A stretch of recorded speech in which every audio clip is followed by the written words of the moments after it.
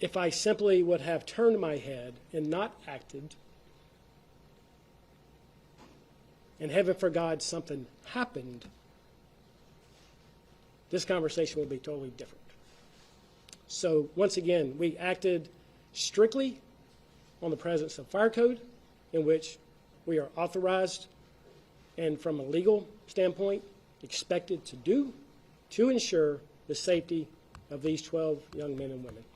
Chief, have you gotten any information that DFACS was aware of these kids that they are passing this? As of now, I have not.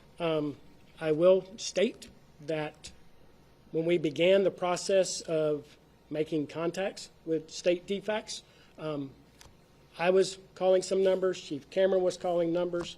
An officer on the scene from Clayton County PD were calling their numbers. I did have a conversation with an individual. I cannot recall her name.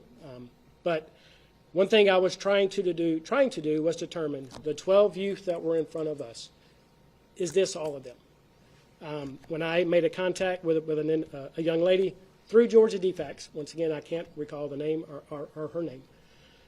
I gave her the facility location of 125 Highway 138, because once again, that is where this occupancy was originally functioning out of.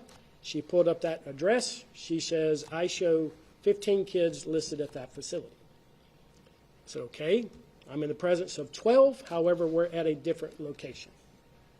That phone call, that individual confirmed that she showed those kids, the 15, at a location on Highway 125, Highway 138 in Riverton.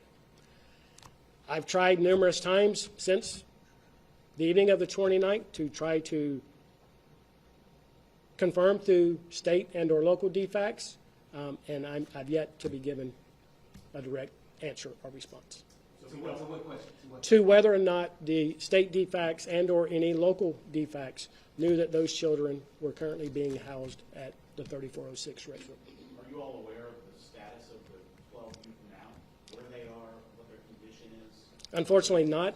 Once again, our process was to relocate those individuals at the direction and the guidance of state and local DFACS offices. Once again, we stayed there throughout the night. The last youth was placed the next morning at 5:30. As far as where they are today, I am not. I have no idea. What about the other three? Still, well, let me go back. So once again, after the 15, the 12, we did verify, our National Youth Placement verified that 3 of the 15 had aged out of the program. So, but we did confirm the remaining 12. That was on the state DFACS side, showing as placed were the 12 youths that we were interacting with and subsequently relocated to a safer facility with the assistance of state DFACS. What's your message to organizations or people who do want to be that support for people with no option, kids with no option? Sure. And unfortunately run into scenarios like this? Clayton County, we have probably over 100 group and care homes in our community that we as a fire department and Chief Cameron as a fire marshal interact with and partner with them, and they have the appropriate things in place to run their facility. My ask is simply, if you're coming to Clayton to start such a business, that just follow the code, follow the process, and that process will include interaction with our organization from a fire code perspective. Chief, just to be clear, this has nothing to do with policy. No, sir. I will reiterate that, and with that would be the last question. I acted simply on my authority as the fire chief of this county. You saw the codes. I've cited those, and once again, I have a duty to act. This was brought to my attention on the afternoon of July 29th.